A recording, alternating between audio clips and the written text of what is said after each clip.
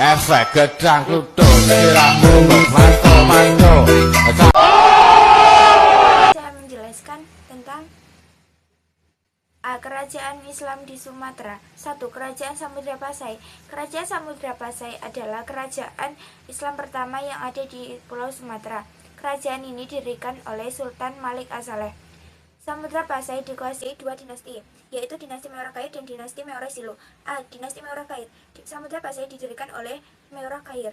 Meorakair bergelar Maharaja Mahmud Syah 1042 sampai 1078 Masehi. Setelah Meorakair wafat, dia digantikan oleh Maharaja Mansur Syah yang berkuasa dari tahun 1078 sampai 1133 Masehi. B. Dinasti Meorasilo. Pemerintahan dinasti Meorakair kemudian dilanjutkan oleh dinasti Meorasilo. Raja pertama dari dinasti ini bernama Meorasilo yang bergelar Sultan Malik As-Saleh. Meorasilo adalah keturunan Raja Perlak yang mendirikan dinasti kedua di Kerajaan Samudra Pasai.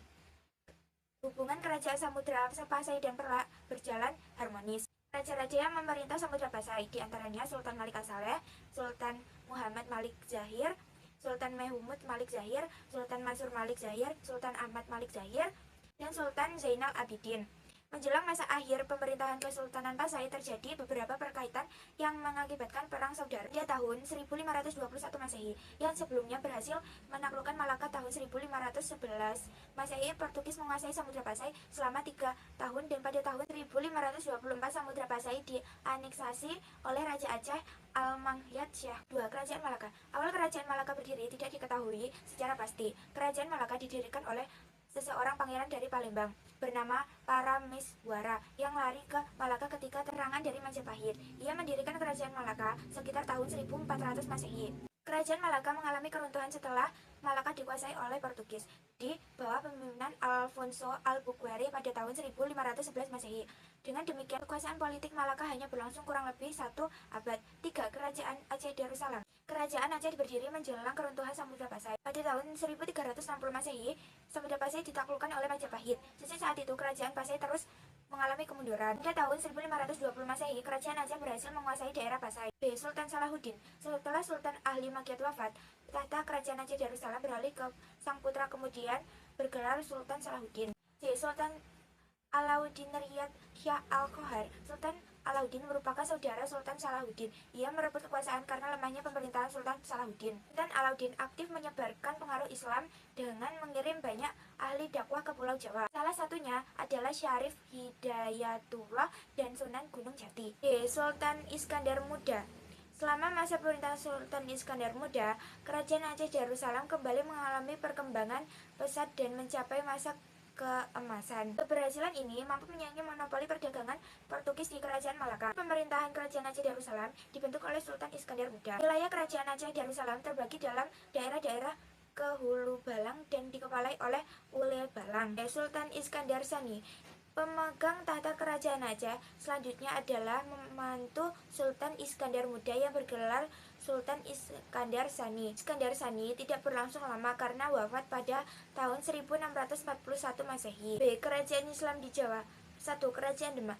Demak adalah kerajaan Islam pertama di Jawa ketika Kerajaan Majapahit yang berbasis Hindu-Buddha mengalami kemunduran pada 1478. Dirinya Kerajaan Demak dilatar belakangi oleh melemahnya pemerintahan Kerajaan Majapahit atas daerah-daerah pesisir utara Jawa. Kerajaan Demak mencapai puncak kejayaan. Yang keenam, berusaha memperluas daerah kekuasaan sampai ke Jawa Tengah sebagai selatan dan Jawa Timur. Kerajaan Demak mengalami kemunduran setelah wafatnya Sultan Tenggana 1546 Masehi. Setelah masa tersebut, terjadi perebutan kekuasaan antara Pangeran Prawoto dan Arya Pangsana. Perebutan tersebut kekuasaan ini berkembang menjadi konflik berdarah dan terbunuhnya Pangeran Prawoto. Kerajaan Pajang. Kerajaan Pajang berdiri setelah runtuhnya Kerajaan Demak dan dianggap sebagai pewaris dan pelanjut yang resmi dari Kerajaan Demak. Demak didirikan pada tahun 1546 Masehi oleh Sultan Hadiwijaya. Pada tahun 1568 Masehi, Sultan Hadiwijaya dan para adipati Bang-Bang Wetan dipertemukan di Giri Kadewatan oleh Sunan Prapen, salah seorang keturunan Sunan Giri. Kesempatan itu, para adipati sepakat mengakui kedaulatan Panjang di atas negeri-negeri Jawa Timur.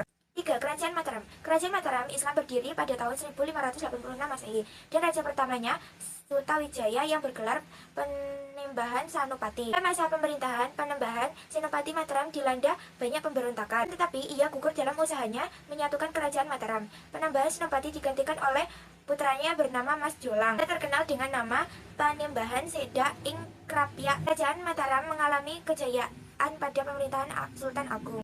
Setelah Sultan Agung wafat, pemegang pemerintah digantikan oleh putranya yang bergelar Amungkurat I dari tahun 1645 dan 1677 Masehi. Kerajaan Mataram terbagi menjadi dua daerah, yaitu Kesultanan Yogyakarta dan Kasunan Surakarta. 1813 Masehi, Kesultanan Yogyakarta dibagi menjadi dua kerajaan, yaitu Kesultanan Yogyakarta dan Kerajaan Pakualaman. Kerajaan Cirebon pada masa kekuasaan Kerajaan Penjajahan Hindu sekitar abad ke-16 Masehi merupakan daerah kekuasaannya. Selanjutnya Cirebon berada di bawah kekuasaan Demak. Kerajaan Cirebon adalah Sunan Gunung Jati. Kerajaan Banten semula Banten merupakan daerah kekuasaan Kerajaan Penjajahan. Rajanya mengadakan hubungan dengan Portugis di Malaka untuk mengandung meluasnya kekuasaan Demak.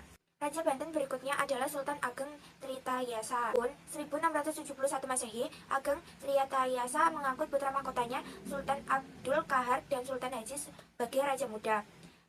Pemerintahan sehari-hari dijalankan oleh Sultan Haji, sementara Sultan Ageng Tritayasa tetap mengawasi. Ternyata selama memerintah, Sultan Haji cenderung bersahabat dengan VOC. VOC memanfaatkan kesempatan ini untuk mempengaruhi kebijaksanaan pemerintah Sultan Haji. Kerajaan Islam di Sulawesi. Kerajaan Gorontalo Makassar adalah dua kerajaan yang terletak di Sulawesi Selatan dan saling berhubungan baik. Pada awalnya, Kerajaan Makassar merupakan dua kerajaan kembar, yaitu Gorontalo yang terletak di Semenanjung Barat Daya Sulawesi Selatan. Pada waktu Datuk Ri Bandang datang ke Kerajaan Gorontalo, agama Islam mulai diterima dengan baik. Kuat yang bernama Karangtunigalo memeluk Islam dan memakai gelar Sultan Alauddin Awalul Salam. Keberanian melawan Belanda membuat Sultan Hasanuddin dijuluki ayam jantan dari timur oleh orang-orang Belanda. Setelah Banten jatuh ke tangan Belanda, Sultan Hasanuddin turun tahta, kekuasaannya diserahkan kepada putranya Mapasomba. Ternyata Mapasomba jauh lebih keras daripada ayahnya, sehingga Belanda mengerahkan pasukan besar-besaran untuk menghadapi Mapasomba. Di Kerajaan Islam di Maluku, Kerajaan Ternate dan Tidore terletak di sebelah barat Pulau Halmahera, Maluku Utara. Wilayahnya kekuasaan kedua kerajaan inti meliputi Kepulauan Maluku dan sebagian tanah Maluku yang akan kaya rempah-rempah menjadikannya terkenal di dunia internasional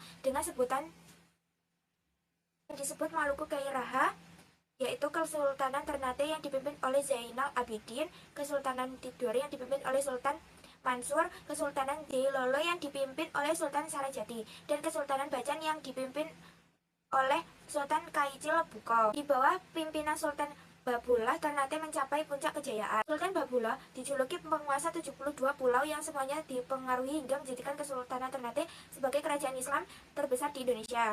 Sekian, terima kasih.